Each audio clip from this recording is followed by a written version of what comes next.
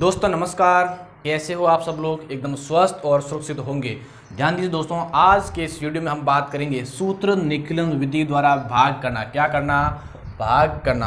हाँ दोस्तों, अपन ने पहले सूत्र निकलन विधि के द्वारा गुणा करना सीख लेता, यानी कि इसे सारे के सारे पहले जो गुणा थे अपने सूत्र निकलन था, सूत्र एकाधिकरण था, सूत्र एक न्यूनन था, उन सब को अपने गुणा करना सीख लिया। अब अपन आते हैं भाग वाले में। अब सबसे पहला भाग है अपना सूत्र निकलन विधि के द्वारा भाग करना।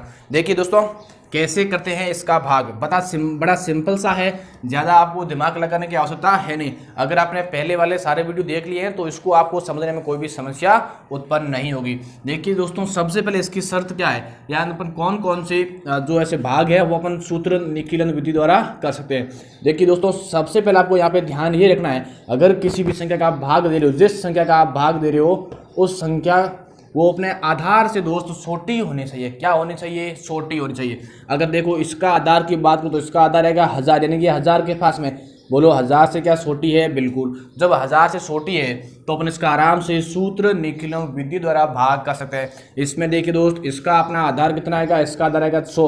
बोलो क्या ये संख्या 100 से छोटी है? बिल्कुल छोटी है, तो इसलिए इसको भी अपन सॉल्व कर सकते हैं। लेकिन एक मैं आपके सामने एग्जाम्पल लिखता हूँ कि 11,343 भाग 111 यानी 1111। अब दोस्तों देखिए, ये अपने आधार संख्या बड़ी है तो इसका अपन जो सॉल्यूशन है वो सूत्र निकलन विधि द्वारा नहीं कर सकते, किसी अन्य विधि का अपन को सहारा लेना पड़ेगा। यानी कि ये 1000 से छोटी है क्या? नहीं, तो इसको अपन सूत्र निकलन विधि के द्वारा नहीं कर सकते। आइए दोस्तों अपन करते हैं इसकी शुरुआत। आधार कितना लोगे? 1000। आधार कितना लोगे? 1000। सबसे पहले आपको क्या करना है? दो बनाने कॉलम। क्या करने हैं? दो बड़े अच्छे से सीधी रेखाओं से कॉलम बनाने हैं। देखो करोगे क्या? भाग आपको किसको देना है? भाग देना है मुझे 889 का, यानी 889 का मुझे क्या देना है? भाग देना। अब दोस्तों देखिए, आधार आपका आधार दोस्त कितना?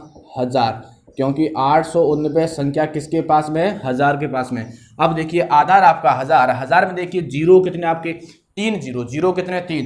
तो इसमें आ जाइए, फिर संख्या के अंदर अंतिम के 3 अंक उठा के यहाँ पटक दीजिए। अंतिम के 3 अंक क्यों उठाओगे? क्योंकि आधार में आपके जीरो कितने? 3 जीरो। तो यहाँ से 3 अंक उठाइए, यहाँ लिख दीजिए, यानी कि 0, 3 और 4।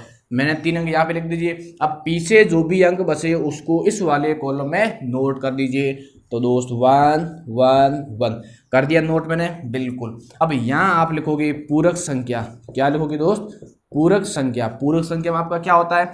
जिसका आप भाग दे रहे हो वो संख्या आपके आधार से कितनी छोटी है।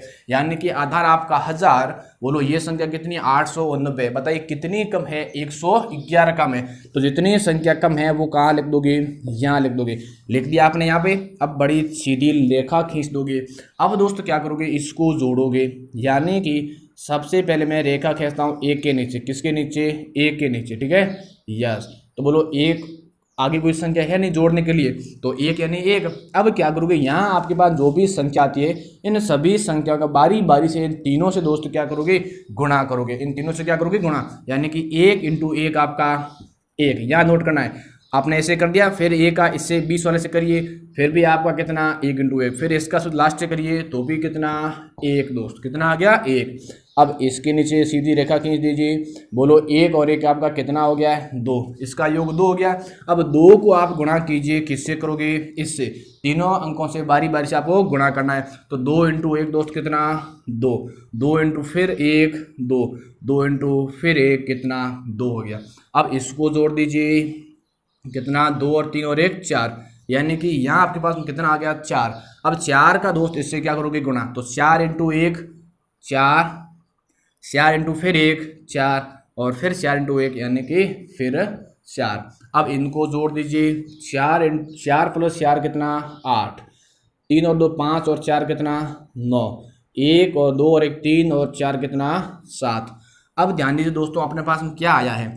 ये तो अपना है भागफल। ये तो अपना क्या है? भागफल। यानी कि अपना भागफल क्या आ गया है? ये आ गया भागफल। और ये अपना क्या है? शेषफल। ये अपना क्या है? शेषफल। ध्यान आपको ये रखना है कि अगर शेषफल आपका जिसका भाग दे रहे हो उस संख्या से बड़ा है आपका शेषफल, अगर बड़ा है तो आप एक बार दोबारा भाग दोगे। लेकिन यहाँ तो अपना आया 798, यहाँ संख्या है 889, यानी कि अपना जो शेषफल है वो इससे क्या है छोटा, तो आगे अपन और भाग नहीं दे सकते। तो इसका आंसर अपने पास में आ गया दोस्त, भागफल कितना 124, आपका शेषफल कितना 798। समझ में आया होगा? नहीं तो आप इसको देखिए, आपको आराम से समझ में आ जाएगा। इधर देखिए दोस्तों, इसका आपका आधार कितना आ जाएगा, ये इसका है आधार कितना इसका 100, यानी कि ये संख्या 100 के क्या है नज़दीक है। अब क्या करोगे दोस्तों, आप वैसे के वैसे बड़े अच्छे से 2 कॉलम बना लोगे, ठीक है।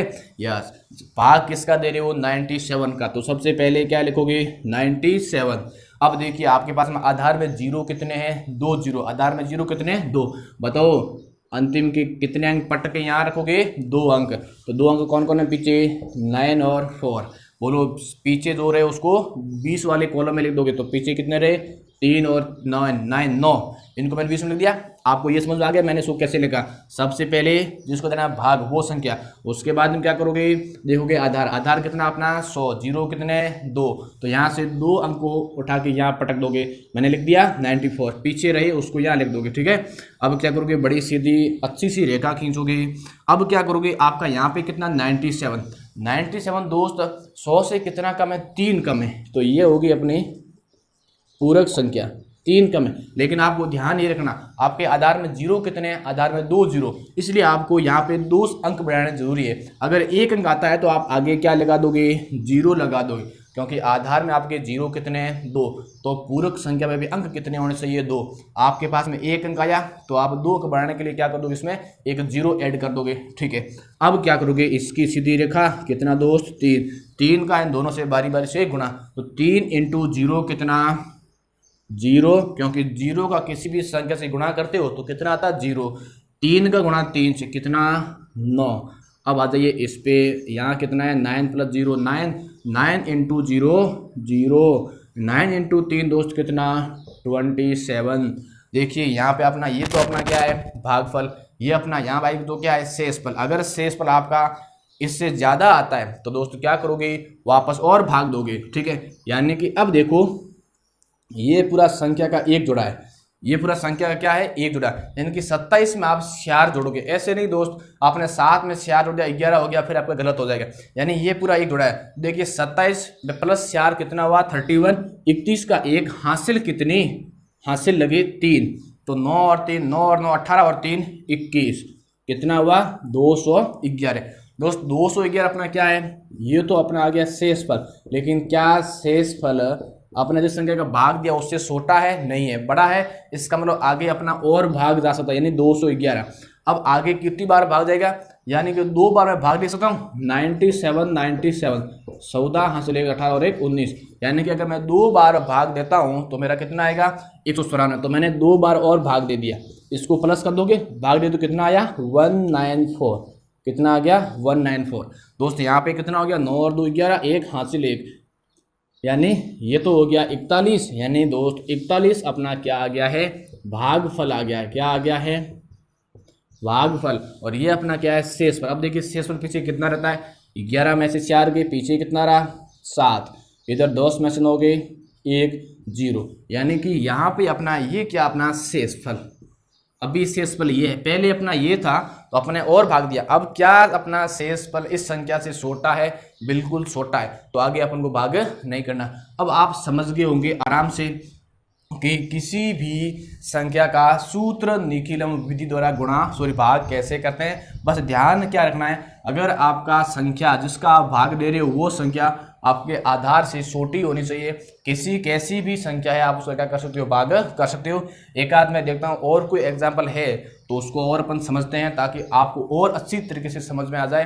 क्योंकि दोस्तों गणित एक ऐसा ही सब्जेक्ट है जितना अभ्यास करोगे उतना ही कम है, यानी कि बार बार अभ्यास करने से आपकी त्रुटियों में आपकी कमियों में क्या आएगी कमी आएगी।